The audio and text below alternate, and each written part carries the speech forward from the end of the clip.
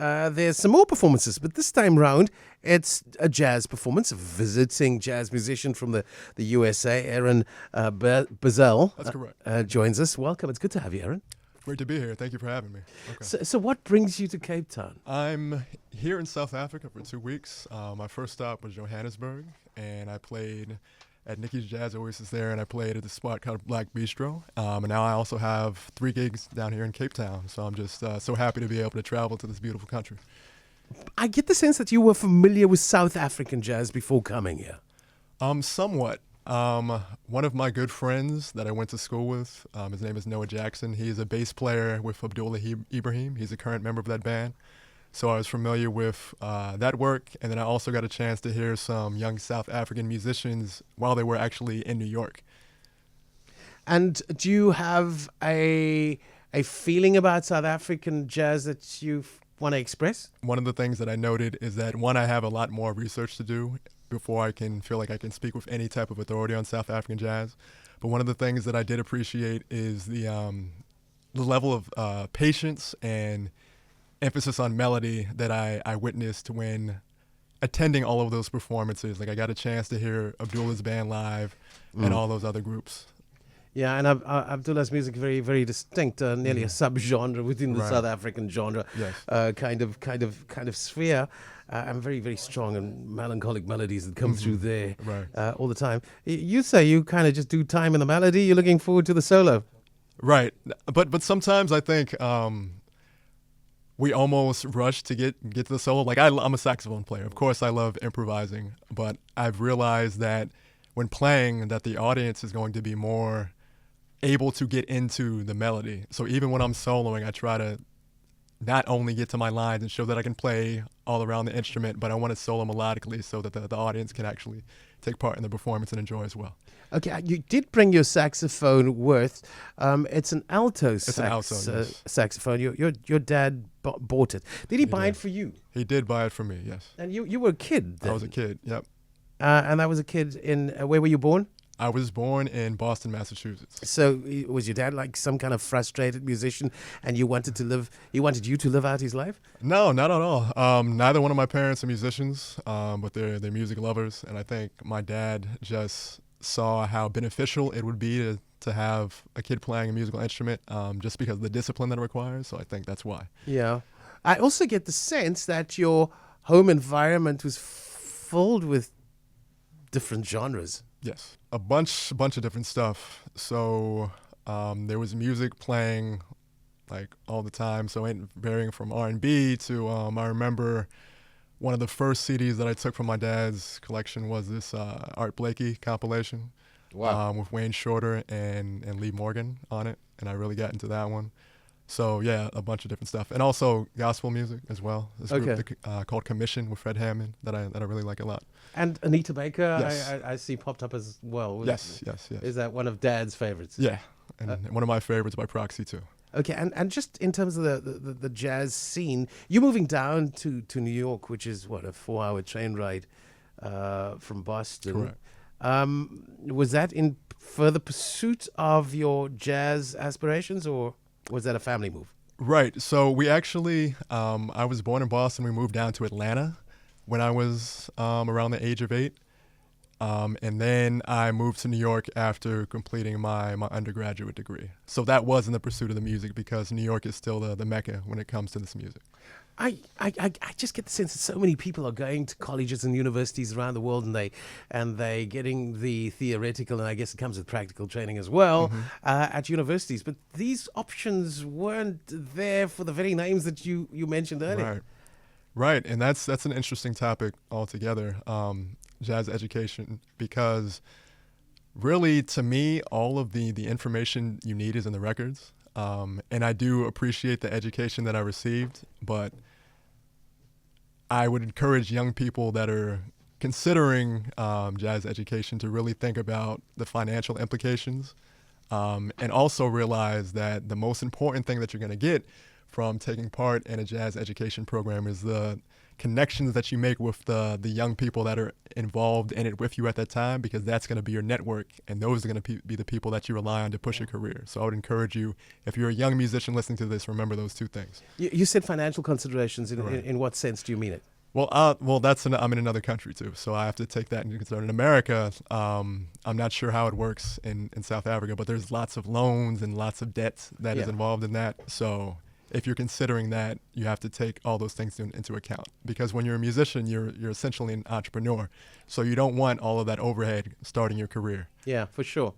And there's a saying in Africa, if you want to make $1 million from jazz, you got to start off with $2 million. Exactly. I'm pretty sure that pertains to anywhere in the world. You don't do this genre if you're a capitalist pig, man. No, not at all. Why do you do it? You love it. It's got to be in you.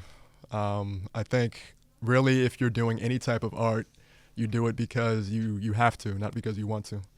Yeah, I guess it applies for every kind of art, but a very difficult musical genre. Mm-hmm.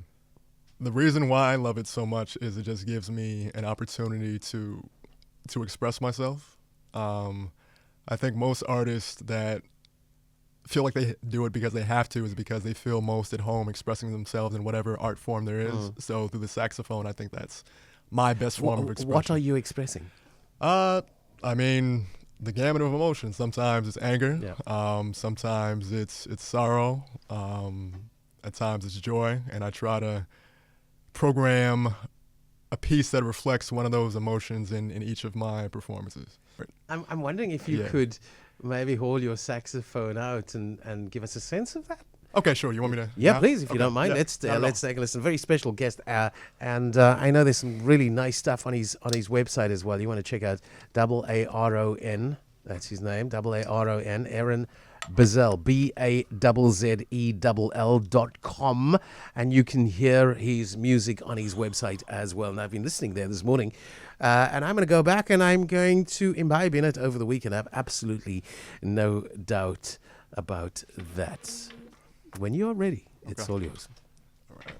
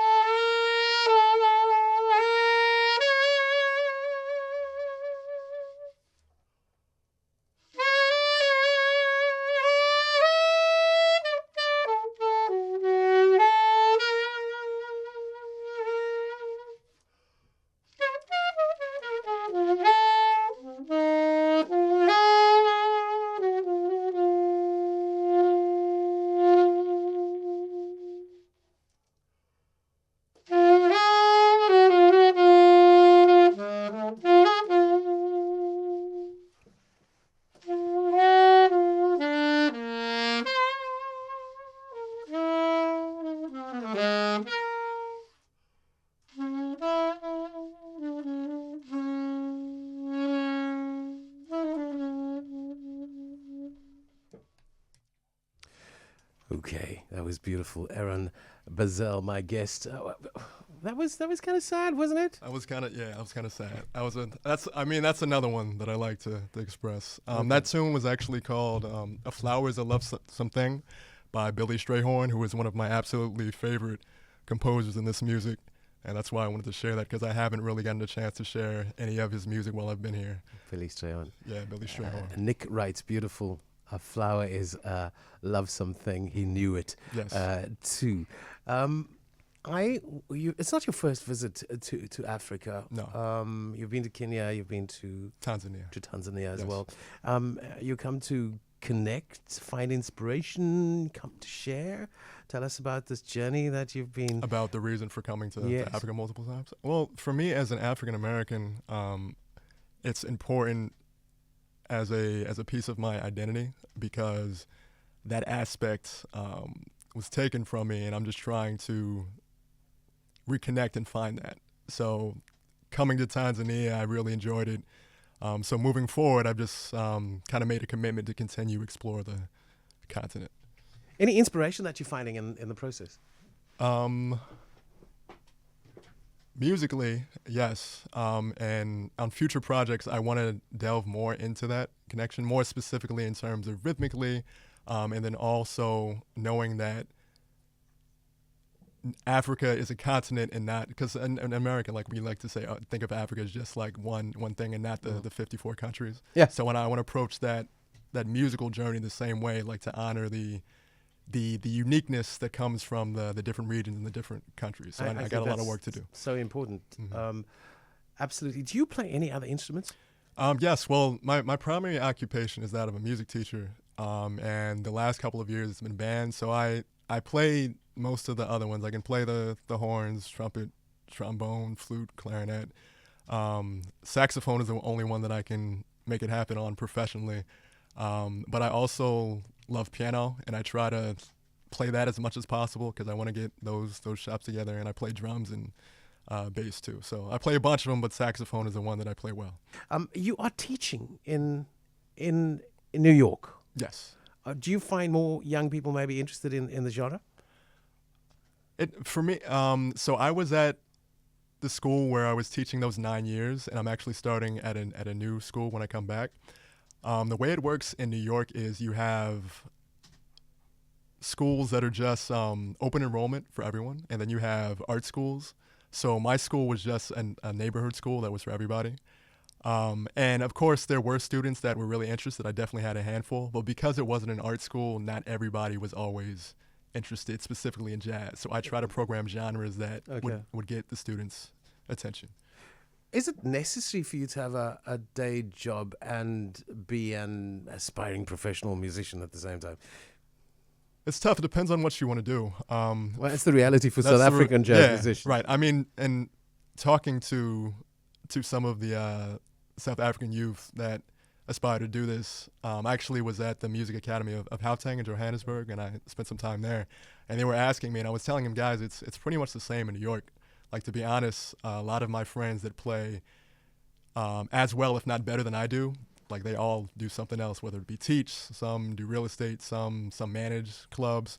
So yeah, it depends. There's a lucky few that are able to do it just performing. But to be honest, for me, like no matter what, I'm always going to do some type of education, because sometimes to be honest, I feel like more at home as an educator, sometimes as a performer, and I really think that's a worthwhile endeavor, and I get a lot from it. So It works for me.